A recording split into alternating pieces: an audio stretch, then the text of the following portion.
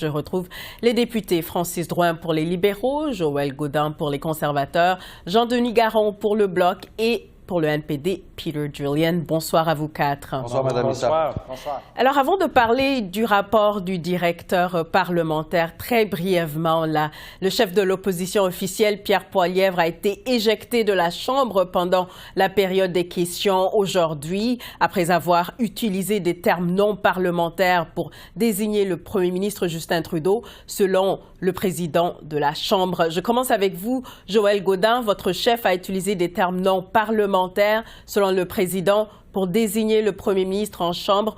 Pourquoi il n'a pas voulu retirer ses paroles? Écoutez, Mme Issa, vous l'avez bel et bien mentionné, c'est la décision du président et c'est lui qui a jugé que les mots utilisés n'étaient pas parlementaires. Il faut comprendre que notre chef, qui est dans un débat parlementaire, mentionne des choses wacko, cinglantes et farfelues.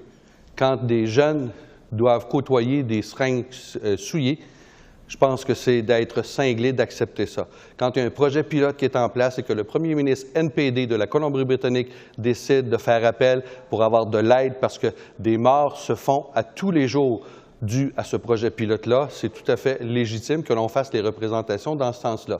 Également, nos infirmières qui ont peur d'allaiter leurs bébés parce qu'ils sont en contact avec des drogues, ils respirent des drogues, ils ne veulent pas transmettre les conséquences à leur bébé, c'est cinglé. Alors, notre chef, c'est ce qu'il a voulu démontrer aujourd'hui. Maintenant, je pense que le président de la Chambre des communes doit de regarder la situation et peut-être de faire amende honorable demain. Oui, M. Gaudin. Là, je me tourne vers Francis Drouin. Rachel Thomas a été expulsée de la Chambre un peu plus tôt.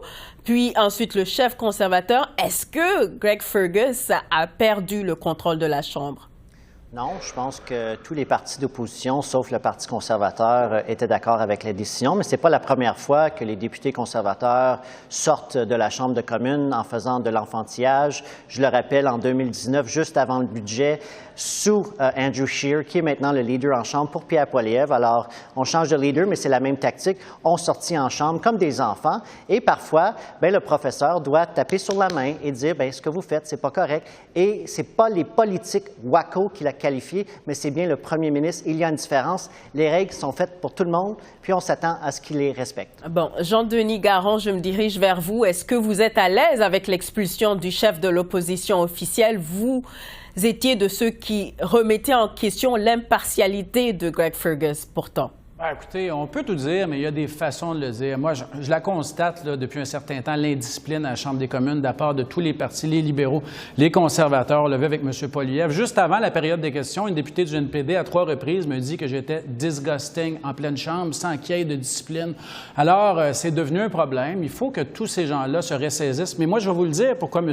Poilievre n'a pas retiré ses propos. C'est qu'il va spinner ça sur les réseaux sociaux, l'utiliser pour aller faire de l'argent, aller faire du financement, comme il a fait avec la désinformation sur la taxe carbone et sur les armes à feu. Alors, on les connaît, leurs tactiques, c'est déplorable. Et je vais vous dire, je réponds à la question, est-ce que M. Fergus a perdu le contrôle de la Chambre? La réponse est non, parce qu'il n'a jamais eu le contrôle de la Chambre, ne serait-ce qu'une seule minute. Peter Julian, croyez-vous que Greg Fergus est toujours l'homme de la situation? Mais là, on a vu aujourd'hui un chef de l'opposition, pour la première fois depuis des années, qui a refusé de soustraire effectivement au règlement de la Chambre. Tu ne peux pas insulter des personnes, tu ne peux pas faire des choses comme un petit enfant. Et c'est ça que M. Poilievre a fait. Et il a dénoncé, il a insulté un autre député en Chambre. Alors, M. Fergus a fait qu'est-ce qu'il doit faire, c'est de renforcer le règlement de la Chambre. Et M. Poilievre n'a pas aimé ça. Maintenant, il faut dire, quand on regarde l'ancien président Scheer a été très clair quand il était président que tu ne pouvais pas questionner de moindre décision qui était prise par le président. Alors, les conservateurs disent une chose quand ils sont au pouvoir et une autre chose. Ils veulent le chaos, ils veulent brûler le Parlement quand ils sont en opposition. Oui, et aujourd'hui, M. Poilievre, je pense, a révélé qu'est-ce qu'il est. comme personne. Oui, M. Julian, je vais quand même passer là au rapport du directeur parlementaire du budget maintenant. Francis Drouin, je commence avec vous. Selon Yves Giroux, les déficits budgétaires seront plus élevés de 5,3 milliards de dollars par année en moyenne. Ça, c'est d'ici 2028-2029 par rapport à ces calculs de mars ajustés avec les chiffres de Mme Freeland. Est-ce que votre gouvernement tente d'embellir la situation? Non, je pense que notre ratio dette au PIB se maintient à 42 %. Nous, on a fait un choix. On a décidé d'investir dans les Canadiens et les Québécois. Alors, on a décidé d'investir dans le logement pour aider ma génération et la génération qui suit après moi. Mon prédécesseur, M. Poilievre, lorsqu'il était au gouvernement, lui a décidé de ne pas investir dans la génération et on voit ces problèmes-là se conquérir aujourd'hui. Justin Trudeau, la ministre des Finances, ont pris une décision importante d'investir tout en maintenant une crédibilité fiscale.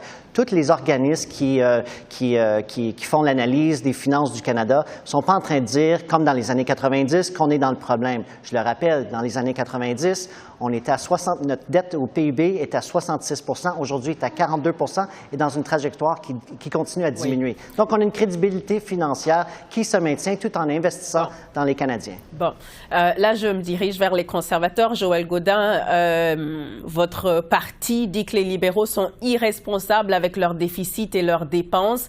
Quels programmes sociaux prévus dans le budget couperez-vous pour économiser? Écoutez, Mme Issa, on n'est pas ici pour dévoiler notre programme électoral. Sauf que j'aimerais vous dire quelque chose. J'aimerais vous dire que quand mon collègue dit qu'ils sont crédibles, les libéraux, en matière de gestion des finances publiques, en 2 semaines, les dépenses ont augmenté de 4 milliards de dollars. Et ce n'est pas moi qui le dis, c'est le directeur parlementaire du budget. Alors, moi, je ne suis pas impressionné et je suis déçu de l'avenir et je suis inquiet. Quand on parle qu'on va faire de la construction de logements, ça leur a pris 9 ans à le réaliser. Et combien de temps ça va prendre pour qu'on puisse couper le ruban de la nouvelle bâtisse pour offrir du logement abordable à notre population? Je suis très inquiet, Mme Issa. Bon, Jean-Denis Garon, le gouvernement souhaite réduire le ratio de la dette fédérale du PIB à moyen terme. Selon le directeur parlementaire du budget, ça va augmenter pendant 2 ans avant de descendre graduellement jusqu'en 2028-2029. Est-ce que ce n'est pas une approche fiscale prudente? D'abord, ils nous disent que ça va augmenter pendant 2 ans avec les programmes actuels. Ce que ça veut dire, c'est que ça augmente pendant 2 ans, puis après ça, on ne le sait pas. C'est ce que ça veut dire. Le directeur parlementaire, qui, contrairement à Mme Freeland, dans tout respect, semble savoir compter, ce qui nous démontre, c'est que les libéraux, ils l'ont perdu, le contrôle des finances publiques. Ce qui montre très clairement, c'est qu'on se lance dans une panoplie de nouveaux programmes à un moment où on est absolument incapable de trouver des revenus. Et le peu de revenus qu'ils ont trouvés, ce sont des revenus qui seront temporaires avec la nouvelle mesure sur les gains en capital. Ça va être, comme on dit en anglais, un one-shot. Et vous savez, ce à quoi on assiste dans le dernier budget, c'est à une plateforme électorale libérale avec le NPD qui va coûter très, très, très cher aux Québécois. Le gouvernement fédéral devrait cesser de s'ingérer dans les compétences des provinces, cesser de se mêler de tout, de choses dans lesquelles il n'est pas compétent, le logement, les soins dentaires, etc., etc.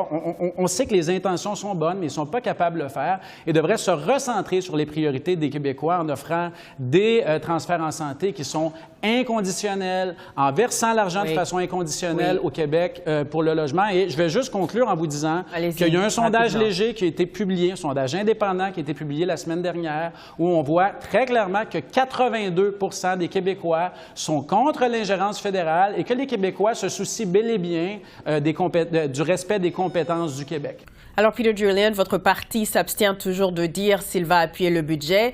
Avec ce rapport qui dit qu'il y a 5,3 milliards de plus en déficit, est-ce que c'est prudent?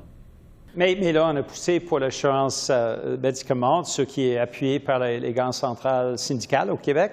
On a poussé pour les soins dentaires, bien sûr. Il y a des centaines de milliers de Québécois qui ont déjà voté. Ils ont déjà effectivement pris le permis pour le programme d'assurance dentaire.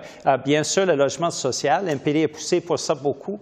Alors, tous ces éléments-là, c'est grâce au NPD qu'on voit des résultats. Jagmeet Singh et l'NPD on a travaillé pour tous les gens à travers le Canada et faire en sorte que les gens puissent mettre la nourriture sur la table et garder un toit sur la tête. Maintenant, les questions de déficit, la réalité, c'est qu'on a vu sur l'ancien gouvernement conservateur de Harper, 30 milliards de dollars chaque année qui sont allés dans les paradis fiscaux. Ça, c'était malheureusement une pratique continuée par les libéraux. Alors là, si on veut faire une sorte d'équilibrer les finances, il faut vraiment regarder les paradis fiscaux, commencer par les conservateurs, continuer par les libéraux, et qui fait en sorte qu'il y ait un déséquilibre au niveau du budget fédéral.